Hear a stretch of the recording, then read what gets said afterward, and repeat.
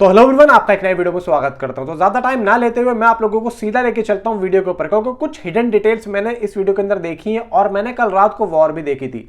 तो देखने का मकसद ये था कि हम जब ट्रेलर को देखें हमें चीजें आसानी के साथ में समझ में आ जाए। तो आई भी है, वो आप लोगों को बताता हूं। आप लोगों ने देखा कि ऋतिक रोशन शपथ ले रहे हैं, इवन कियारा एडवाणी ऋतिक रोशन के ऊपर गन तानी हुई है। फिर यहाँ पे जूनियर एनटीआर ऋतिक रोशन के पीछे पड़े हैं आंखों में आंसू लेके, क्यों? और यहाँ पे आशुतोष राणा ऋतिक रोशन के मुंह पे थूक क्यों रहे हैं? और लास्ट में हमने देखा कि ऋतिक रोशन वानी कपूर की लड़की को कार में लेके जा रहे हैं और बड़ी ही मुश्किलों से वो कहीं पहुंचना चाहते हैं। और उनका पीछा कौन कर रहा है? आई थिंक सो जूनियर एनटीआर। अब जूनियर एनटीआर रूही को क्यों पकड़ना चाहते हैं, रूही को क्यों पाना चाहते हैं, और ऋतिक रोशन क्यों भाग रहे हैं रूही को लेके जूनियर एनटीआर से? वजह क्या है? देखो यहाँ पे कुछ हिडन डिटेल्स हैं, आप लोगों ने थंबनेल में देखा होगा, वो सब मैं आप लोगों को बता के चलता हूं। देखो एक चीज तो पक्की है, फ्लैशबैक तो दिखेगा। वॉर वाली फिल्म से पहले के कुछ यहाँ पे पार्ट्स और सीन और कुछ कहानी देखने को मिलेगी कि जब ऋतिक रोशन शपथ ले रहे थे रॉ एजेंसी में आने से पहले, उन्होंने किस किस चीज की शपथ थी। प्यार, मोहब्बत, जज्बात, ये सब मैं नहीं समझूंगा, सिर्फ मैं अपने काम को देखूंगा, क्योंकि उनका काम ही कुछ ऐसा है। तो अब यहाँ पे वो जो काम है वो कहीं ना कहीं उनकी रियल जिंदगी में आ जाता है और परेशानियां बढ़ा देता है। अब यहाँ पे हमने वॉर के फर्स्ट पार्ट में देखा था कि वॉर में एक डायलॉग आता है कि मेरा बडी मेरा पार्टनर। आई थिंक सो हमें ये लग रहा है कि वो जिम हो सकते हैं, बडी पार्टनर का जो नाम आ रहा है। अब यहाँ पे जो हमने पठान में सीन देखा कि जब जिम को, यानी कि जॉन अब्राहम को उल्टा लटका के वो जो सीरिया के लोग आशुतोष राणा से डीलिंग करते हैं कि तुम हमें ये दो तभी हम आपके आदमी को छोड़ेंगे, तो यहाँ पे आशुतोष राणा मना कर देते हैं। तो यानी कि कहीं ना कहीं वो अपने ही आदमियों को मरवा देते हैं अपने स्वार्थ के लिए। ठीक है, अब यहाँ पे स्वार्थ आशुतोष राणा के अंदर आया कैसे और वो क्या चाहते हैं? देखो मैं अगर आप लोगों से अगर एक लाइन में बोलूँ ना, तो आशुतोष राणा बहुत बड़ी कड़ी इस फिल्म के अंदर होने वाले हैं।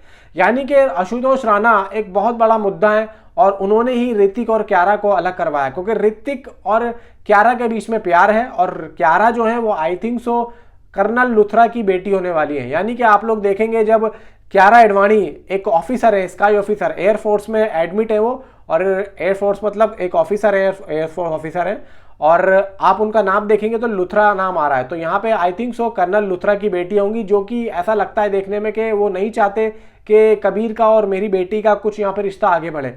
और जब उनको पता लगता है तो कहीं ना कहीं कर्नल लुथरा कियारा एडवाणी के मन में कुछ ऐसी चीजें और कुछ इस तरीके से उनको विलन टाइप दिखा देते हैं, जिसको लेके जब कियारा एडवाणी, आपने देखा होगा सीधा सॉन्ग के बाद में एक सीन आता है जब वो किसी की टेरिस पे खड़े हैं और वहां पे ऋतिक की और कियारा की कुछ यहाँ पे लड़ाई होती है, जिसमें ऋतिक और कियारा लगभग, कियारा जो है ऋतिक के भाई गन पॉइंट पे सीधा रख देती है और उनकी आंखों में आंसू होते हैं, आंखें लाल हुई पड़ी होती हैं। यानी कि वो अंदर से नहीं चाहती, लेकिन उनका जो फर्ज है वो उनको मजबूर कर रहा है। क्यों? क्योंकि उनके पापा ने उसके बारे में कुछ ऐसी गलत फहमियां उनके मन में डाल दी हैं। अब यही चीज उनके प्यार को एंड कराएगी और यही चीज यहीं से ऋतिक का दिल तोड़ देगी और वो और भी ज्यादा पत्थर दिल बन जाएंगे, जो कि हमने वॉर के फर्स्ट पार्ट में देखा था। ये फ्लैशबैक होने वाला है। अब यहाँ पे उसके बाद में कियारा का क्या रोल है, क्या नहीं रोल है, फ्लैशबैक में क्या थी, और अब वो अगर रियल में आएंगी तो वो क्या बन के आएंगे। आई थिंक सो एक कार वाला सीन है जिसमें कियारा एडवाणी दोनों हाथों से गन चला रही है। आई थिंक सो वो, मुझे लग रहा है कि वो वॉर मतलब वो फ्लैशबैक के बाद वाला सीन हो सकता है।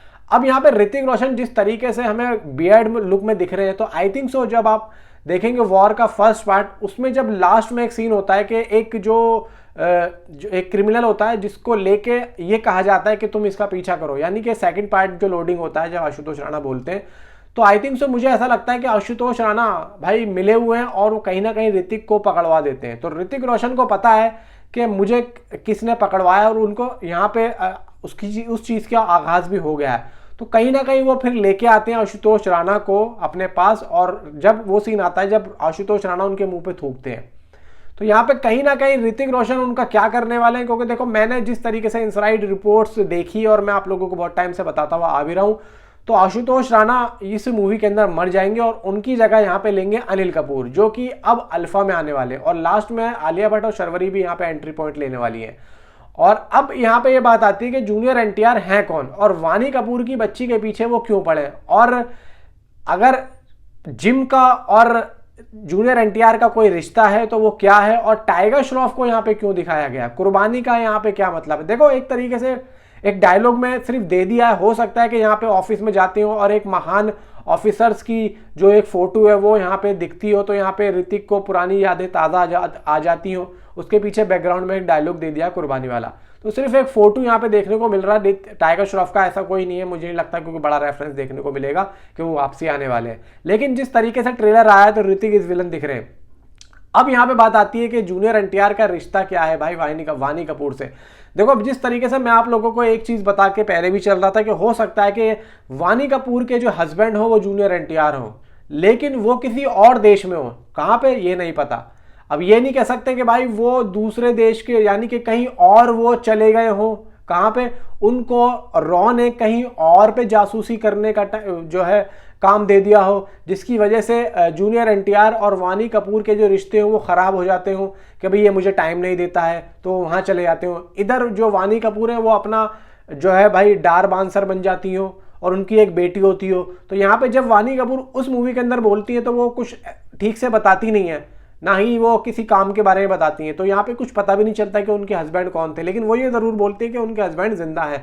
तो मे भी मुझे ऐसा लगता है कि जूनियर एनटीआर अगर यहाँ पे ऋतिक रोशन से का पीछा कर रहे हैं तो यहाँ पे वो इसीलिए कर रहे हैं, और एक इमोशनल जो टच है वो इस वजह से, क्योंकि उनकी वजह से वानी कपूर मर गई और वो सिर्फ और सिर्फ अपने स्वार्थ के लिए आगे निकल रहे थे, और जबकि वो प्यार भी नहीं करते थे। और यही पता लगता है कि वानी कपूर के दिल में उसके लिए कुछ यहाँ पे थी, लेकिन यहाँ पे ऋतिक रोशन के मन में कुछ और था। तो यहाँ पे हो सकता है कि इधर तो कियारा एडवाणी भी ऋतिक रोशन के खिलाफ है और उधर जूनियर एनटीआर भी ऋतिक रोशन के खिलाफ है। तो मे भी हो सकता है कि कहीं ना कहीं ये दोनों मिलके ऋतिक रोशन को नुकसान पहुंचाना चाहते हो और इधर बीच में भाई आशुतोष राणा मर जाते हो। तो यहाँ पे ये बात साफ निकल के आती है कि जो कियारा है, वो कियारा जो ऋतिक रोशन से यहाँ पे नाराज है वो अपने बाप की वजह से है, लेकिन बाप खुद गलत है। बाप ने कियारा के मन में कुछ ऐसी गलत बात बिठाई है जिसकी वजह से उन दोनों का टकराव हो गया। और इधर जूनियर एनटीआर जो है उनका जो मोटिव है वो ये है कि वानी कपूर इसने मेरी बीवी को मारा और मैं अब इसको नहीं छोड़ूंगा। जब भी तो वो कह रहे हैं कि अब मैं एक हथियार बन चुका हूं, और इतना इमोशनल जो टचिंग आ रहा है वो कहीं ना कहीं किसी अपने की वजह से ही आता है। तो मे भी चांसेस ये हैं कि इसका एंड क्या होगा इस फिल्म का। देखो, एंड यहाँ पे मुझे ऐसा लग रहा है कि एंड में घूम फिरा के एक यही सीन निकल के आएगा कि हम ये देखेंगे कि एक्चुअली में वानी कपूर को जिसने मारा वो एक्चुअली में वो नहीं था, वो कोई और था। और यहाँ पे कहीं ना कहीं कुछ ऐसा ट्विस्ट निकल के आएगा जिसमें हमें ये लगेगा कि एक्चुअली में जो हमने वॉर में देखा वो बिल्कुल सच नहीं था, वो कुछ और था। वानी कपूर मरी तो थी लेकिन वो किसी और वजह से। अब वो किस वजह से मरी थी आई डोंट नो, मैं नहीं कह सकता, लेकिन एंड यहाँ पे कुछ और होगा जो हमें लग रहा है वैसा नहीं होगा। ऐसा मैंने समझा है भाई। वॉर आप देखोगे तो आप लोगों की समझ में आएगा। अगर आप लोगों की भी कुछ यहाँ पे राय हो तो नीचे कमेंट में जरूर बताओ। Thanks for watching.